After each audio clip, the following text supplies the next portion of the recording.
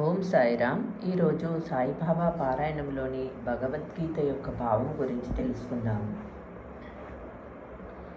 భగవద్గీత గ్రంథ పారాయణంకు దారిని చూపించి ఉపనిషత్తు సారాంశాన్ని విడమరిచిన బ్రహ్మజ్ఞాని బాబాకు తెలియనిది ఏమీ ఉండదు కదా. ఈ సంగతిని గ్రహించలేని నానాసాహెబు తనకున్న భాషా పాండిత్యానికి ఎంతో గర్వించేవాడు. భగవద్గీతకు రకరకాల వ్యాఖ్యానాలు చదివి అర్థం చేసుకున్న నానాసాహెబు బాబాకు ఇవేమీ తెలియవని అనుకుంటూ ఉండేవాడు. ఒకసారి బాబా భగవద్గీతకు సరియైన అర్థాన్ని చెప్పి నానాసాహెబ్ యొక్క గర్వాన్ని అణచి అతనికి బ్రహ్మజ్ఞానం ముందు పుస్తక జ్ఞానం ఎందుకు పనికిరాదని తెలియజేసిన కథను ఇప్పుడు తెలుసుకుందాము. ఒకసారి నానాసాహెబ్ బాబా పాదాల నొత్తుతూ మనసులో ఏదో ఒక శ్లోకం చదువుకుంటున్నాడు. అప్పుడు బాబా అతనిని ఆ శ్లోకం ఏమిటని అడిగి దానిని పైకి చదివి అర్థం చెప్పమన్నారు. అప్పుడు నానాసాహెబు ఆ శ్లోకము భగవద్గీతలో 4వ అధ్యాయంలోని 34వ శ్లోకమని దానిని చదివాడు.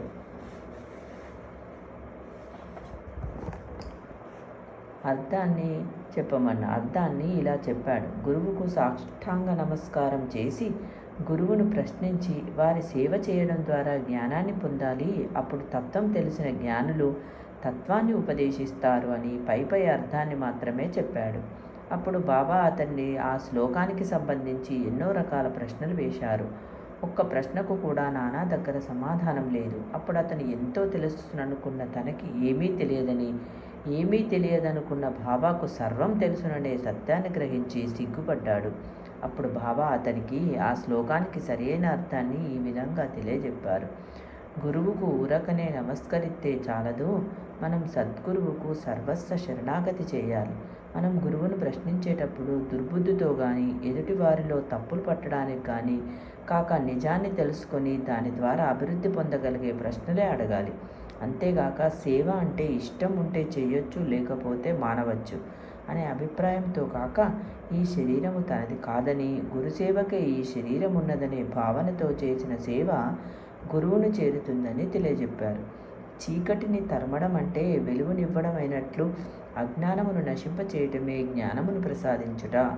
సద్గురువు తన శిష్యుని ఆ స్థితికి తీసుకువెళతాడు. కాబట్టి సద్గురు చరణాలను ఆశ్రయించి ఈ ఫలితాన్ని పొందవచ్చు. కాబట్టి ఎంతటి పుస్తక జ్ఞానమైనా బ్రహ్మజ్ఞాని అయిన బాబా ముందర వెలవెలపోతుందని తెలుసుకున్న నానాసాహెబు తన తప్పును తెలుసుకొని గర్వాన్ని వదిలి బాబా బోధించిన విధంగా నడుచుకుని అభివృద్ధి చెందాడు. నవవిధ భక్తుల గురించి తెలుసుకుందాము. ఇప్పుడే మనం పుస్తక జ్ఞానం ఎందుకు పనికిరాదని నిజమైన భక్తికి అర్థాన్ని తెలుసుకొని ఆచరించడమే భక్తికి మూలమని తెలుసుకున్నాము కదా.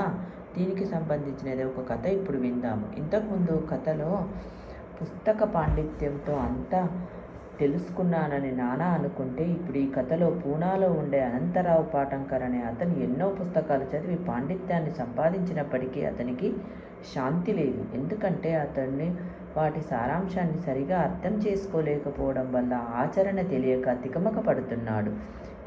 ఆ కథలోని వివరాలు ఇప్పుడు తెలుసుకుందాము.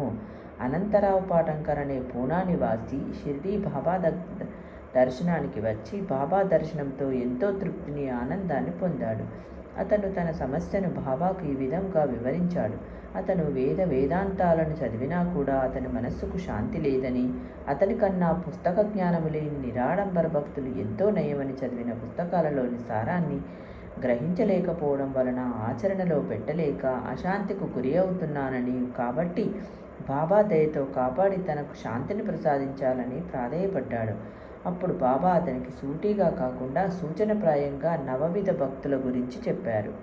అయితే పాటంకర్ దానిని కూడా గ్రహించలేకపోవడం వలన అక్కడే ఉన్న దాదా కేల్కర్ను బాబా చెప్పిన దానికి అర్థం చెప్పమనగా కేల్కర్ బాబా ప్రేరణతో బాబా చెప్పిన దానికి అర్థం పాటంకర్కు అర్థమయ్యే విధంగా ఇలా వివరించాడు. నవవిధ భక్తుల్లో ఏ ఒక్కదానిని ఆచరించినా భగవదనుగ్రహాన్ని పొందవచ్చునని బాబా పాటంకర్ను సూచించారని కేల్కర్ చెబుతూ ఆ నవవిధ భక్తులను గురించి వివరంగా చెప్పాడు. శ్రవణము అంటే వినుట, భగవంతుని గురించి కథలను లీలలను వినడము, భజన కీర్తనలు వినడం ద్వారా భగవంతుని తెలుసుకోవడము. కీర్తనము అంటే ప్రార్థించుట, శ్లోకాలు స్తోత్రాలతో భగవంతుని ప్రార్థించడము. అంతేగాక భజనలు నామస్మరణలతో హరికథలు కీర్తనల ద్వారా భగవంతుని స్తుతించడము. స్మరణము, జ్ఞాపకం ఉంచుకోవడం. పైన తెలిపిన పద్ధతుల ద్వారా భగవంతుని గురించి తెలుసుకున్నా దానిని గుర్తుంచుకొని సదా ఆ ధ్యానంలో గడపడము. 4వది పాదసేవనం.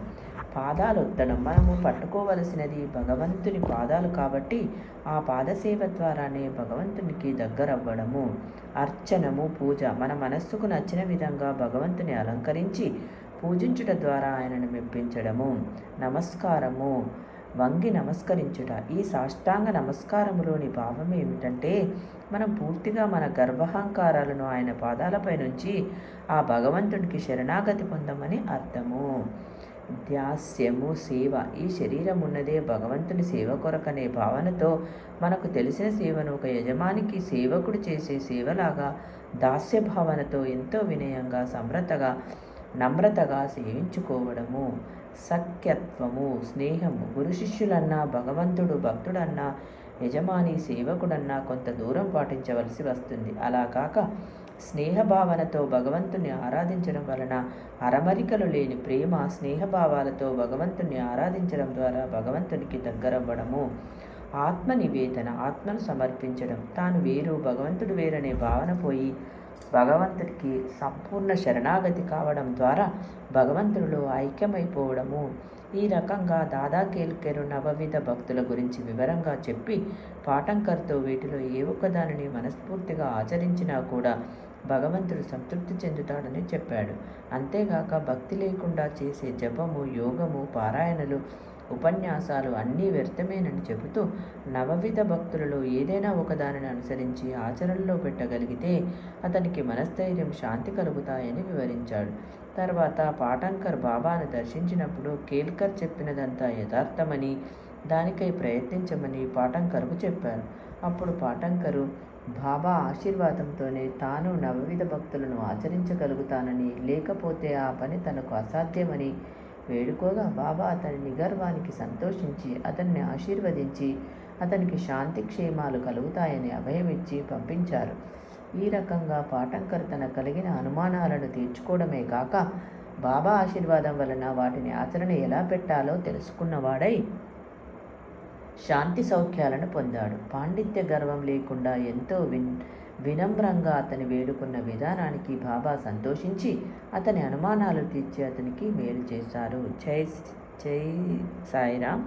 రేపటి వీడియోలో మరికొన్ని లీలలతో మళ్ళీ కలుసుకుందాం.